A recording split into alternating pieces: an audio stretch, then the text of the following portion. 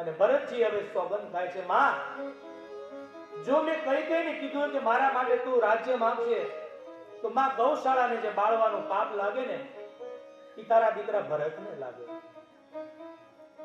માં સાધુ બ્રાહ્મણની કોઈ હત્યા કરે એ જે પાપ લાગે એ તારો દીકરો ભરત પાપ ભોગવે.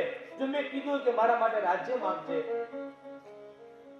કોઈ ગુરુનું ખૂન કરે અને જે પાપ લાગે એ તારો દીકરો ભરત ભોગવે.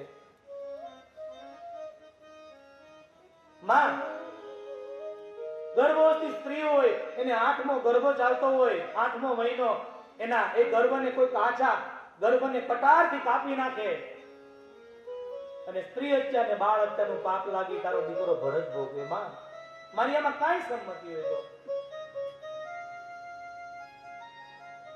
માં કોઈની પાછળ નિંદા કરે ને પાપ લાગે એ તારો દીકરો ભરત ભોગવે.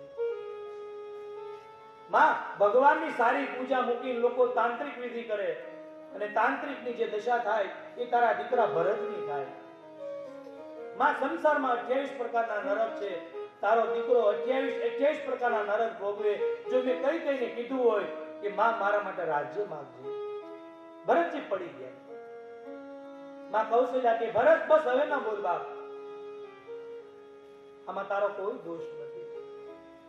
આજે નહીં કાલે નહીં, હજારો વર્ષ પછી કોઈ કથાકાર, કોઈ ભાતચારણ એમ કોઈ કહેશે કે ભરતની આમાં સંમતિ હતી તો બાપ એની પેઢીઓને નરકમાં વાસ કરવો પડે. ભરત તું તો મારો દીપક છો બાપ,